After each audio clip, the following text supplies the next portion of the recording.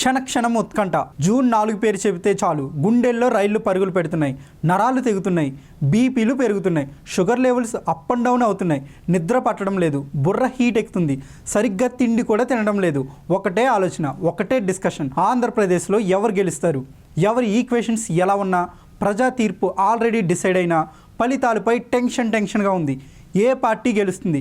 ఇదొక్కటే ఇప్పుడు ముచ్చెమటలు పట్టిస్తుంది. పోటీ చేస్తున్న అభ్యర్థుల్లో కంటే, పార్టీ అధినేతల కంటే బెట్టింగ్ రాయుల పరిస్థితి ఇలాగే ఉంది.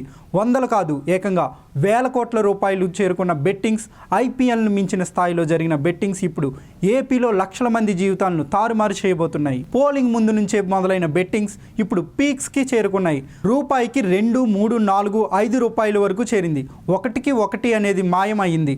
బెట్టింగ్ అంటే 1కి 2 లేకపోతే ఎలా అనే స్థాయిలో సాగింది బెట్టింగ్. ఇంకొన్ని గంటలే మిగిలి ఉంది. ప్రతి నిమిషం యుగంలా మారిపోయింది బెట్టింగ్ రాయులకు.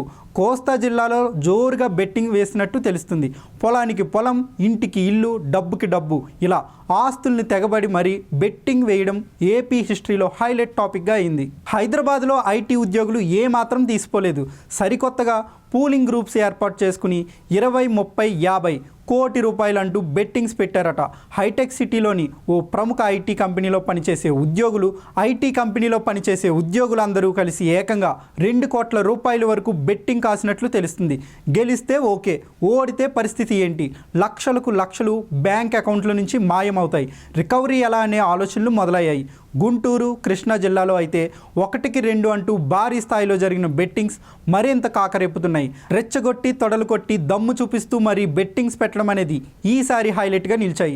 ఏపీలో ఏ ఎన్నికలు జరిగినా బెట్టింగ్స్ కామన్గా మారిపోయాయి. ఈసారి గతంలో ఎప్పుడు చూడని విధంగా అతి సామాన్యులు బెట్టింగ్స్లోకి దిగడం మరింత టెన్షన్ పెడుతుంది. తేల్చుకుందాం, తెగబడదాం. గెలిస్తే బెంజుకారు, ఓడితే బేకారు, అంతే తేడా అన్నట్టు కోట్లలో బెట్టింగ్స్ వేశారట. అటు ఇటు కాకుండా ఉండడం ఎందుకు? తాడో పేడో తేల్చుకుందాం. గెలిస్తే కోటీశ్వర్లు అవుదాం, ఓడితే బేకారుగా మిగిలిపోదాం అంటున్నారట. ఉన్నది ఒకటే జీవితం, అటో ఇటో ఎటో ఏదో ఒకటి తేల్చుకుందాం అన్నట్లుగా ఏపీలో బెట్టింగ్స్ ఆకాశాన్ని తాకే విధంగా సాగటం 2024 ఎన్నికల్లో హైలైట్. రిజల్ట్స్ ఎవరి జీవితాలను పైకి తీసుకెళ్తుంది, ఎవరి జీవితాలను పాతాళానికి పడగొడుతుంది అనేది మంగళవారం తేలిపోనుంది.